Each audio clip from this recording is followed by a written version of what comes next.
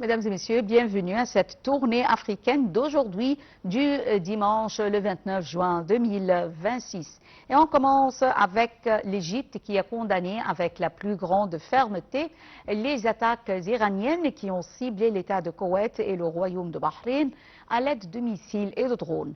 L'Égypte a déclaré que cela représente une violation flagrante de leur souveraineté, une menace pour leur sécurité et leur stabilité, ainsi qu'une escalade inacceptable qui mine les efforts visant à consolider la désescalade et à réduire les tensions dans la région. L'Égypte a réaffirmé sa pleine solidarité avec le Koweït et Bahreïn, ainsi que son soutien total à toutes les mesures qu'ils prennent pour préserver leur sécurité et leur stabilité. Elle a également souligné la nécessité de respecter le processus de négociation en cours, de soutenir les efforts sérieux déployés pour réduire l'escalade dans la région et de recourir au dialogue ainsi qu'aux moyens pacifiques pour régler les différends afin de contribuer au renforcement de la sécurité et de la stabilité régionale.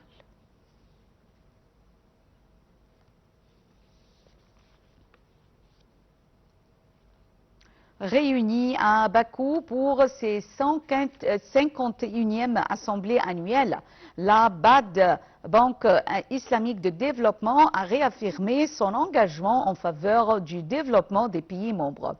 Près de 6 milliards de dollars de nouveaux accords ont été signés afin de soutenir les infrastructures, le secteur privé et les projets de développement durable, notamment en Afrique. Un commentaire. La Banque islamique de développement poursuit le renforcement de son soutien aux économies africaines. À l'occasion de sa 51e assemblée annuelle organisée du 16 au 19 juin à Bakou, en Azerbaïdjan, l'institution a annoncé la signature de 67 accords représentant près de 6 milliards de dollars d'engagements financiers. Placée sous le thème « L'intégration régionale pour une prospérité durable », cette rencontre a réuni plus de 3000 participants, représentant les États membres, les institutions financières internationales, ainsi que les secteurs publics et privés. Parallèlement, le Conseil des directeurs exécutifs de la banque a approuvé un programme de financement de 2,8 milliards de dollars destiné à soutenir 9 projets de développement dans plusieurs pays membres. Créée en 1975 et basée à Jeddah, la Banque islamique de développement compte aujourd'hui 57 États membres et un capital souscrit supérieur à 80 milliards de dollars. Elle intervient dans des secteurs stratégiques tels que l'éducation, la santé, l'agriculture, les infrastructures et le développement du secteur privé. Les responsables de la banque ont également mis l'accent sur le financement des petites et moyennes entreprises, considérées comme un moteur essentiel de la création d'emplois et de la croissance économique. En 2025, plus de 1,35 milliard de dollars de lignes de financement ont été accordées aux banques partenaires afin de soutenir les PME.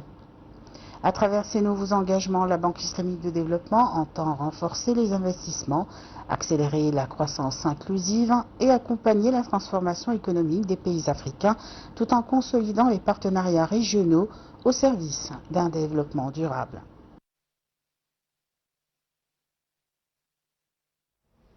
Et pour plus de détails, j'ai le plaisir d'avoir actuellement avec moi en ligne M. Rizk Shehata, analyste politique, qui va nous jeter la lumière sur cette question. Bonjour, M. Shehata. Bonjour à vous, bonjour à tout le monde. Bonjour. Et félicitations pour l'équipe nationale Guy. Oui, oui, félicitations. Alors, on a vu comment la Banque islamique de développement poursuit le renforcement de son soutien aux économies africaines. Quel est l'impact on peut dire l'impact concret des nouveaux engagements de prêt de 6 milliards de dollars de la Banque islamique de développement? Comment ces prêts peuvent-ils aider au développement des économies africaines? Oui, bien sûr, la Banque islamique de développement, qui a un capital de 30 milliards de dollars, oui, et qui prévoit donc un financement pour plusieurs projets, pour plusieurs pays africains. L'impact, c'est quelque chose d'extraordinaire, bien sûr. Oui.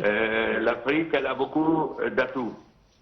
Elle a des matières premières, elle a une jeunesse, et tout ce qu'il a besoin, l'Afrique, Oui. c'est la technologie. Et Elle est donc, riche, oui.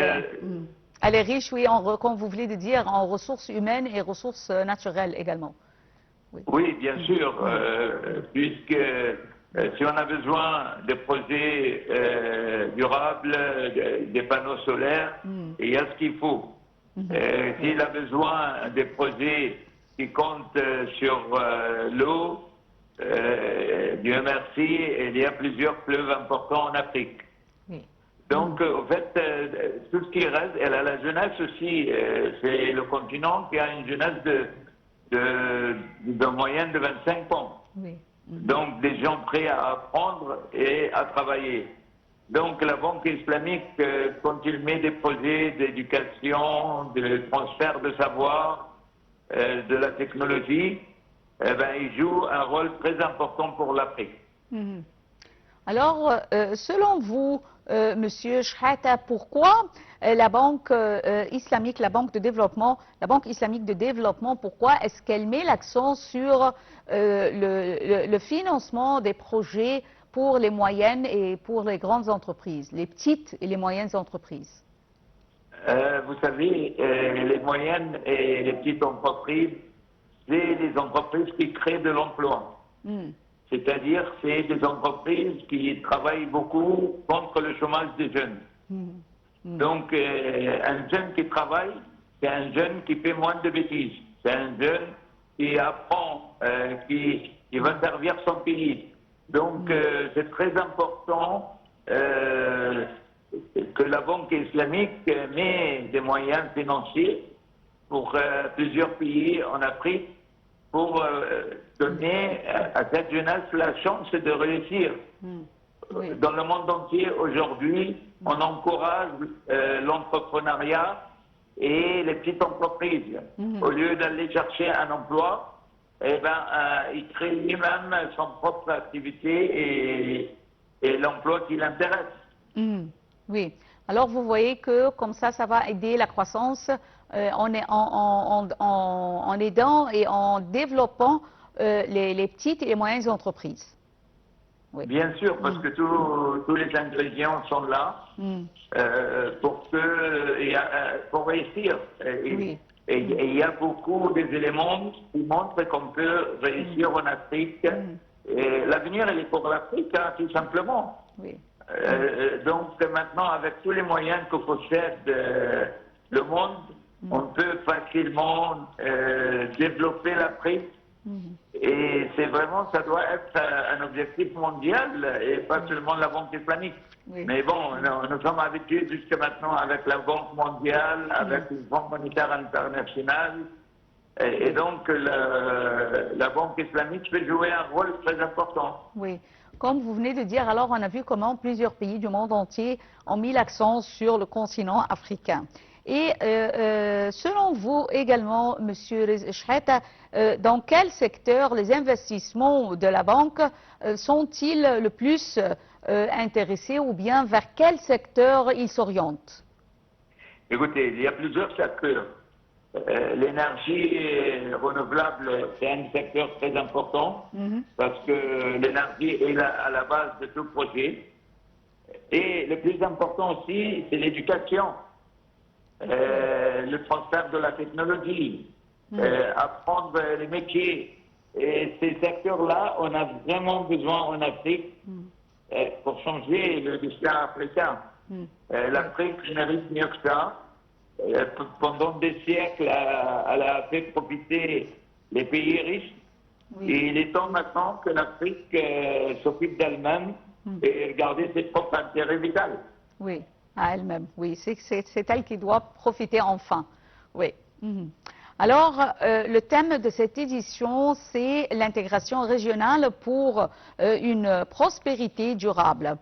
Comment voyez-vous cette intégration et comment elle peut renforcer la résilience économique dans le continent africain? Écoutez, il y a plusieurs pays en Afrique qui ne souhaitent que de travailler ensemble et faire une intégration entre les pays, parce que c'est la géographie qui nous oblige à travailler ensemble. Construire des chemins de fer, construire des routes, construire des projets pour l'eau, tout en respectant bien sûr les droits internationaux. Une seule main ne peut pas applaudir. Il faut avoir deux mains pour applaudir. Et c'est la même chose quand plusieurs pays travaillent ensemble. Ça sera bénéfique pour tout le monde, ça sera du gagnant-gagnant pour tous les pays africains. Oui. Il y a des grands pays en Afrique comme l'Égypte, comme le Maroc, comme l'Algérie et comme les pays africains du Sud aussi, l'Afrique du Sud. Ces pays-là, s'ils mettent les moyens ensemble, ça sera bénéfique à toutes les populations africaines. On a vu déjà comment l'Égypte a œuvré pour relier l'Afrique du Nord avec l'Afrique du Sud, avec un projet de train avec Cape Town. Alors, l'Égypte a déjà commencé pour le développement de ces chemins de fer.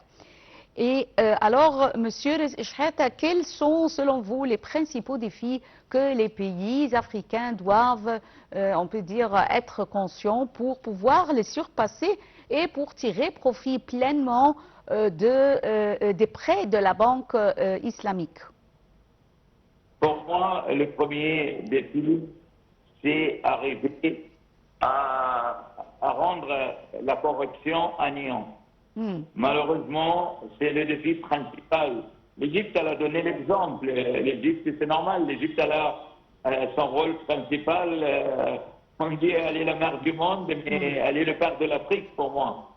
Et donc, aider ces pays-là à avoir une bonne gouvernance, à éradiquer la corruption, pour que l'argent, le financement de tous les organismes vont aux citoyens, vont à l'intérêt des citoyens, à la production, et ça c'est le défi principal. Après, le deuxième défi, c'est bien sûr la technologie, avoir la technologie qu'il faut pour pouvoir faire des projets. Et pour moi, c'est le défi principal, les deux défis majeurs pour développer mieux que ça en Afrique. Oui. Alors, je tiens à vous remercier infiniment. Je vous rappelle, j'avais en ligne M. Riz Shahata, expert en économie, qui nous a jeté la lumière sur la Banque islamique de développement.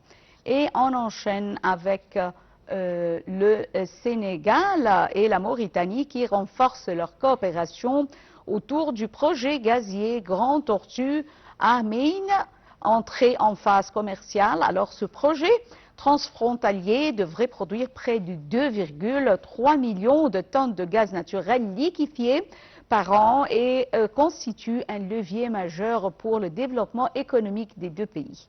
Voyons ensemble. La Banque islamique de développement.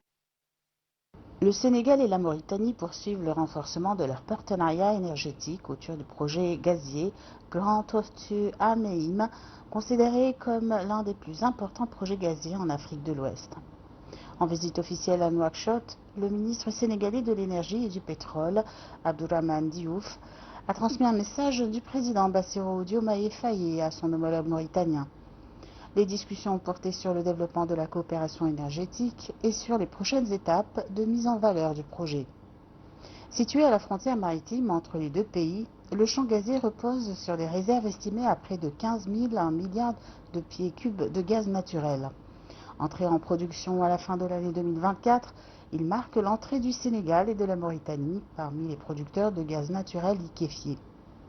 Au cours de sa première phase d'exploitation, le projet devrait produire environ 2,3 millions de tonnes de GNL par an. Il est développé par un consortium international conduit par BP et Cosmos Energy en partenariat avec les compagnies nationales Petrosen et ASPMM. Les deux ministres ont souligné que le projet dépasse le simple cadre de l'exploitation gazière. Il constitue un modèle de coopération régionale fondé sur le partage des ressources naturelles, la création d'emplois et le développement durable. Les autorités des deux pays souhaitent également utiliser une partie de ces productions pour renforcer les capacités de production d'électricité développer les infrastructures énergétiques et réduire la dépendance aux importations.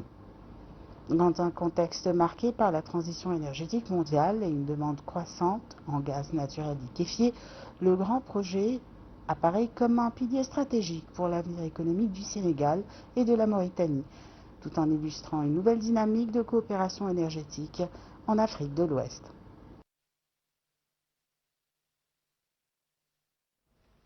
Et on retourne avec l'épidémie d'Ebola qui continue de s'aggraver en République démocratique du Congo. Plus de 1200 cas confirmés ont désormais été recensés, tandis que les autorités sanitaires et les organisations internationales renforcent leurs efforts pour contenir la propagation du virus et limiter les risques de transmission régionale. Plus de détails dans ce commentaire signé Marwa Arafa et Ayachel. L'épidémie d'Ebola poursuit sa progression en République démocratique du Congo. Selon le dernier bilan officiel, le pays enregistre désormais 1203 cas confirmés et 321 décès, franchissant pour la première fois le seuil des 1200 contaminations. L'Ituri demeure le principal foyer de l'épidémie, mais le virus est également propagé dans les provinces du Nord Kivu et du Sud Kivu. Les centres de traitement soutenus par l'Organisation mondiale de la santé et plusieurs organisations humanitaires fonctionnent aujourd'hui à plus de 85% de leur capacité, tandis que l'insécurité persistante dans l'est du pays complique l'accès aux populations et le suivi des personnes contactées. Afin d'accélérer le dépistage, un laboratoire mobile a été déployé à la frontière entre le RDC et l'Ouganda, dans la localité d'Aru, alors que Kampala maintient un dispositif de surveillance renforcé face au risque de propagation transfrontalière. Sur le plan international, la compagnie française a repris ses vols entre Paris et Kinshasa après une suspension temporaire. Cette reprise s'accompagne de contrôles sanitaires renforcés et de prises de température systématiques au départ de la capitale congolaise. Parallèlement, la mobilisation internationale se poursuit. Aux États-Unis, plusieurs sénateurs ont présenté un projet de loi visant à renforcer le soutien financier et technique à la lutte contre Ebola. De son côté, l'Organisation internationale pour les migrations a lancé un appel d'urgence de 55,8 millions de dollars afin de renforcer les contrôles aux frontières et soutenir la riposte régionale. Cette flambée est provoquée par la souche Bundibugyo du virus Ebola, contre laquelle les vaccins actuellement disponibles ne sont pas efficaces. De nouveaux essais cliniques sont en cours sous la coordination de l'OMS afin d'évaluer des vaccins et traitements expérimentaux dans l'espoir de mieux contenir cette nouvelle crise sanitaire en Afrique centrale.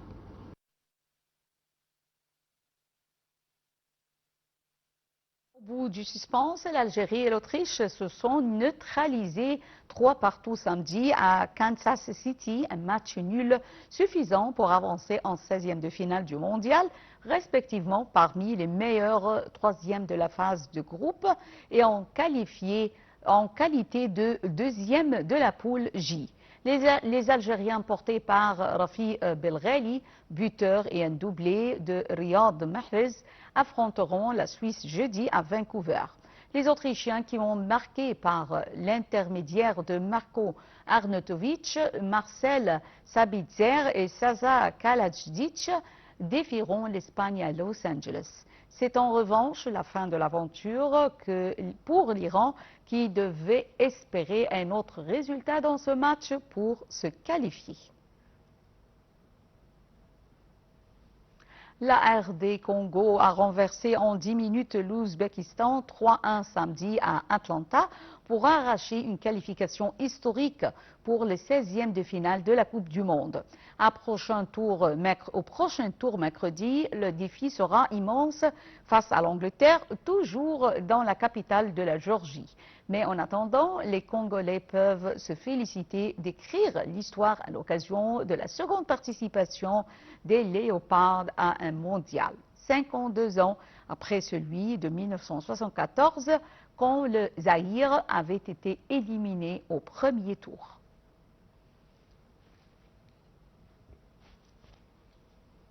Mesdames et messieurs, fin de cette tournée africaine et également c'est la fin de la transmission en langue française sur Nile TV International qui reprend à 18h locale.